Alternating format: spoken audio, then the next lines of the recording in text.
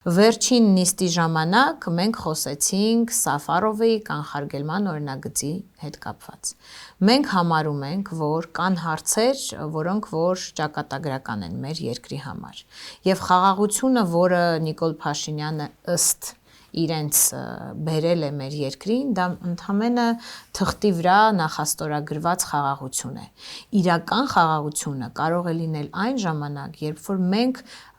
հավասարը հավասարի հետ կնստենք բանակցային սեղանի, երբ որ մեր երկիրը կներկայացնի ոչ թե կապիտուլյանտ առաջնորդ, այլ առաջնորդ, որը սպասարկում է միայն Հայաստանի Հանրապետության շահերը։ Եվ այս ամենից խուսափելու համար մենք ներկայացրել ենք այս օրենքի նախագիծը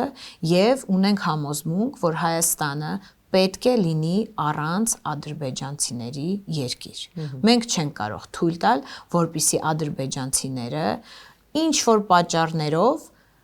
գան մեր երկիր եւ հնարավորություն ունենալ հող կամ բնակարան գնել մեր երկրում։ Սա անընդունելի է։ Եվ մենք տեսնում ենք, որ ինչպես է շատ գեղեցիկ ձևով, ժողովրդին մոլորեցնելով, մանիպուլացնելով այս պրոյեկտը Նիկոլ Փաշինյանը իրականացնում, այս ադրբեջանական երազանքը փորձում բերել մեր երկրին։ Արևմտյան Ադրբեջանի երազանք։ Եվ այդ օրենքի ընդունմամբ մենք լուրջ, այսպես ասած, արգելք կդնենք մեր երկրում 300,000 ադրբեջանցի բնակեցնելու հարցում։ Իսկ ինչպես կարող ենք դա անել,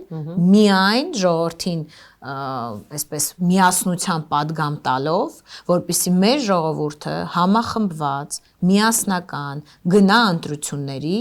որպեսզի թույլ չտանք, որ այդ ադրբեջանական պրոյեկտը իրականանա։ Մենք պիտի գնանք ընտրությունների, որպեսզի 300,000 ադրբեջանցի չբնակեցվի մեր երկրում։ Պիտի գնանք ընտրությունների, որպեսզի իմ տղայի, ձեր երեխայի կողքը դասարանում, դպրոցում ադրբեջանցի չնստի, որպեսզի գիշերը իրանք անվտանգ քնեն, ոչ թե վախեցած, որ կացինը ձեռքին մի մարդ կգա եւ մեր ժողովրդի վիզը կկտրի։ Եվ մենք պիտի գնանք ընտրությունների, որ ադրբեջանցիները չգան։ Ու վերջապես պիտի գնանք ընտրությունների, որ սրանք գնան։